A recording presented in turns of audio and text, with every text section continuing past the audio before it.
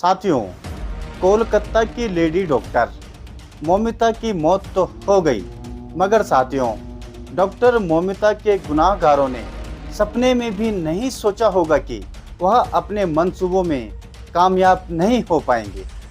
साथियों, मौमिता की जान तो चली गई, पर डॉक्टर मौमिता के साथ जो बर्बरता की गई उसने साथियों कोलकाता ही नहीं बल्कि पूरे देश को उबाल कर रख दिया।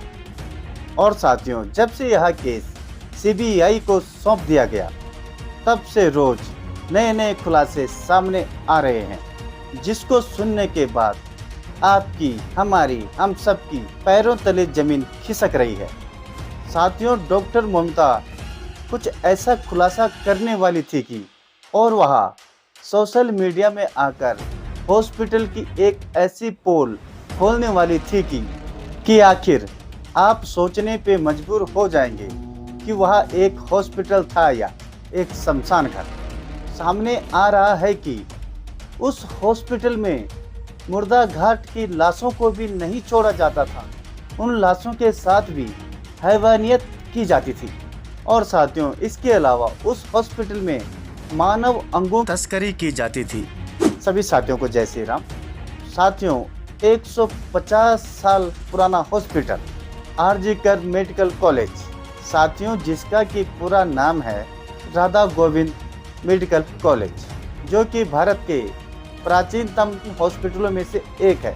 साथियों, इसमें तकरीबन 250 एमबीबीएस सीटें हैं, जिसमें कि साथियों हर साल एडमिशन होते हैं।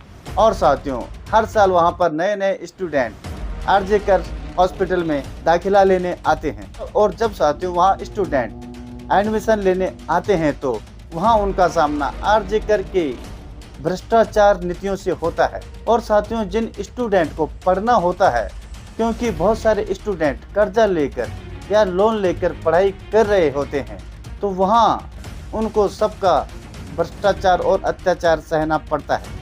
और जो वहाँ के सीनियर कर्ता धर्ता होते हैं, तो उन नए स्टूडेंटों को उनके साथ मिलकर काम करना होता है।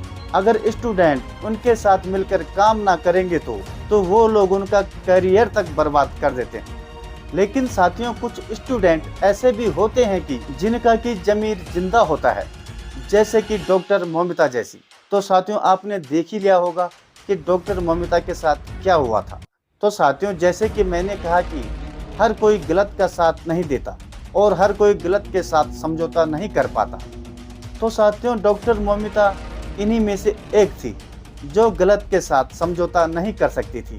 साथियों, कहा जाए तो हॉस्पिटल में एक तरह से एक माफिया राज हावी था, जिनके खिलाफ खड़ा होना मतलब कि अपने करियर को दांव पे लगाना।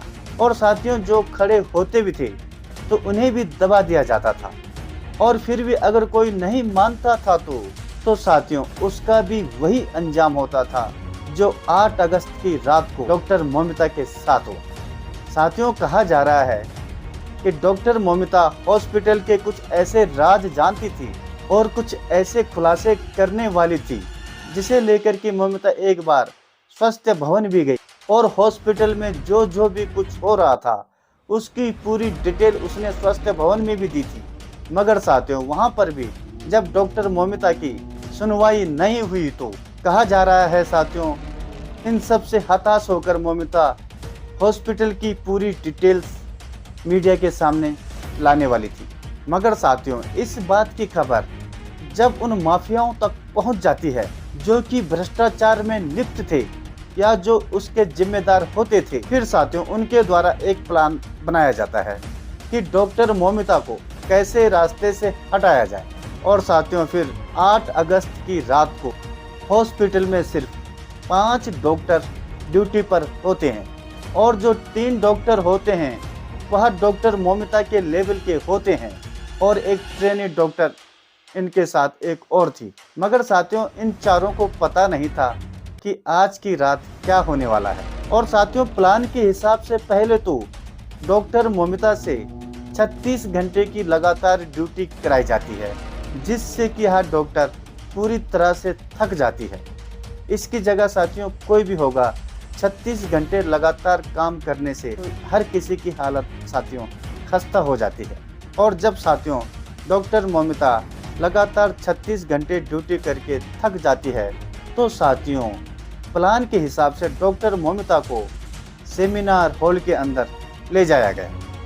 वहां पर साथियों मीडिया के अनुसार पहले 4 लोगों ने मौमिता के साथ हैवानियत की, और साथियों जब मौमिता की अंतिम सांसें चलने लगी, उसके बाद साथियों संजय राय को उस सेमिनार हॉल के अंदर भेजा गया और उसे कहा गया कि अब तुम जाओ और तुम्हें जो भी करना है करके आओ।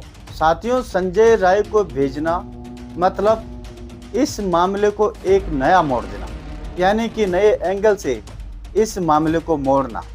इसलिए साथियों संजय राय को अंदर भेजा गया। इससे पता चलता है साथियों कि किस प्रकार के लोग उस हॉस्पिटल को चला रहे थे, किस तरह के कुख्याति क्रिमिनल टाइप के लोग उस हॉस्पिटल को चला रहे थे। अब बात करते हैं साथियों वहाँ के प्रिंसिपल की, जिसका नाम के साथियों संदीप घोष है, जो कि अपने साथ 15-20 बाउंसर लेके चलने वाला। साथियों आज तक किसी भी स्कूल या कॉलेज के प्रिंसिपल को आपने इतनी सुरक्षा के साथ चलते हुए नहीं देखा होगा, जैसे कि उस हॉस्पिटल का प्रिंसिपल अपने सुरक्षा के दल बल के साथ चला करता था। आखिर क्यों उस प्रिंसिपल को अपनी जान का खतरा था, जो इतने सुरक्षा कर्मियों को अपने साथ लेकर चलता था? आखिर कौन सा खतरा उस प्रिंसिपल के ऊपर मंडराता था, जो कि इतनी सुरक्षा को लेकर अपने साथ साथियों चलता था? उसी हॉस्पिटल में काम करने वाले डॉक्टर अख्तर कहते हैं कि ऐसा भ्रष्ट प्रिंसिपल मैंने आज तक अपने जीवन में नहीं देखा। साथियों जैसे ही नए सत्र में नए बच्चों का एडमिशन होता था, तो वह उन सबको अपने पक्ष में कर लेता था, प्रलोभन या धमकी देकर। वह अपने पक्ष में सारे बच्चों को करने की कोशिश करता था। जब ये सारे स्टूडेंट उस प्रिंसिपल के पक्ष में हो जाते थे, तो साथियों वह उन सबको अपने चंगुल में फंसा कर रखता था और उन्हें अपने फायदे के लिए यूज करता था। साथियों जब प्रिंसिपल कॉलेज का बन रहा था, प्रिंसिपल बनने की होड़ में संदीप घोष 16वें स्थान पर था, मगर अपनी चालबाजी के कारण संदीप घोष 15 लोगों को पीछे छोड़कर खुद प्रिंसिपल बन जाता है। और साथियों कहा जाता है प्रिंसिपल बनने के बाद वह जो भी हॉस्पिटल की दवाई इत्यादि का टेंडर वह खुद ही लेता था और असली दवाई के बदले हॉस्पिटल में नकली दवाइयां चलाता था और वहां से भी 20% कमीशन खाता था। जितने भी कॉलेज के कार्य होते थे सब में वह 20% के कमीशन खाता था। सोचिए साथियों उस कॉलेज का क्या हाल रहा होगा। अपने खिलाफ खड़े होने वालों को वह साथियों इस तरह कुचल लेता था कि दोबारा वह कहीं दिखाई न दे। जैसे कि साथियों 8 अगस्त को उसने डॉक्टर मौमिता को कुचला। साथियों कहा जा रहा है कि 2001 में भी उस कॉलेज में एक छात्र के साथ इसी तरह की घटना हुई, मगर कुछ कार्रवाई न होने के कारण उस कॉलेज के क्रिमिनलों के हौसले और भी बुलंद हो जाते हैं। साथियों तब से लेकर आज तक वहां पर माफिया राज चल रहा है। साथियों अब यह केस तो सीबीआई के हाथों में है एवं पूरी जानकारी के साथ सारे सुराग इकट्ठे किए जा रहे हैं और अभी संजय राय का भी पॉलीग्राफ टेस्ट होना बाकी, जिसमें कि सेक्स रैकेट, ड्रग्स रैकेट, मानव अंग तस्करी एवं भ्रष्टाचार ऐसी बहुत सी चीजों का आगे आना बाकी है। अभी तो साथियों सवालों के दायरे में कई आएंगे। यह सब तो साथियों अभी जांच का विषय है और जांच धड़ल्ले से चल रही है। बाकी साथियों जांचें तो चलती रहेगी, लेकिन क्या हमारी माँ बेटियों के साथ इसी तरह से होता रहेगा? कुछ दिन मोमबत्तियाँ जलाई जाएंगी और मोमबत्तियाँ जला के फिर लोग भूल जाएंगे। साथियों जो भी हुआ बहुत बुरा हुआ। आज के लिए इतना ही। Take care, bye bye, see you.